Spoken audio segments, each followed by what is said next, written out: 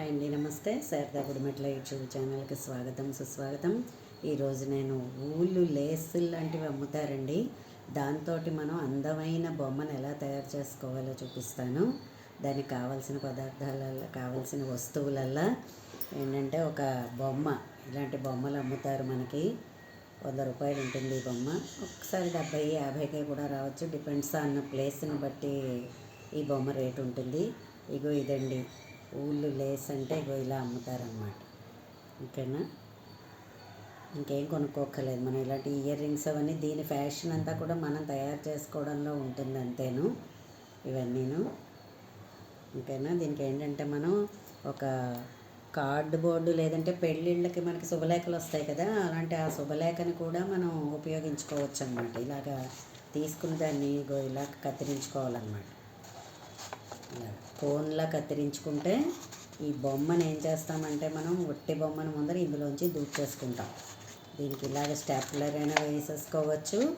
దాని నడ్డిని బట్టి ఒక బొమ్మ సన్నగా ఉంటూ ఉంటుంది, ఒక్కొక్క బొమ్మ లావుగా ఉంటూ ఉంటుంది. సో దాని ఈ నడ్డి ప్లేస్ ఎలా ఉంటుందో దానిని బట్టి మనం ఈ చిల్లు చేసుకోవచ్చు అన్నమాట. సన్నగా ఉందనుకోండి ఇంకొంచెం మనం ఇలా చేసేసుకుంటాం. ఓకేనా, దీన్ని కరెక్ట్గా మనం కట్ చేసేసుకుని దీన్ని ఇలా స్టాండ్ చేసి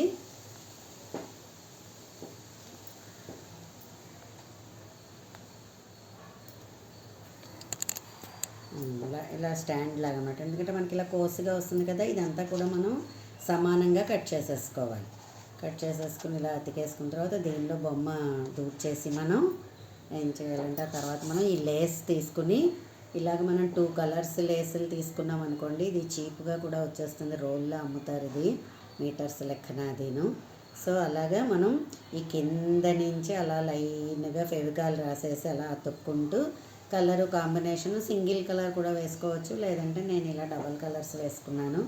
అలాగే టోపీ కూడా మనం ఇలా తయారు చేసుకోవడం చూసారా. ఇది మళ్ళీ కనిపించకుండా మనం ఇలాంటిది అదిగో కిందన వేసుకుంటే వేసుకోవచ్చు కవరింగ్, లేకపోతే దాని కాళ్ళు అవి కనిపిస్తూ ఉంటాయి.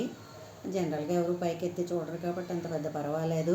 అలా కాదు నీట్ అండ్గా ఇదిగా ఉంటుంది అని అనుకుంటే మనం దీనికి కూడా ఇలాగ ఏదైనా ఒక పేపర్, మంచి ముచ్చి పేపర్ ఏదైనా వేసేసుకుంటే అది అలాగే నీట్గా స్టాండే అలా నించుంటుంది.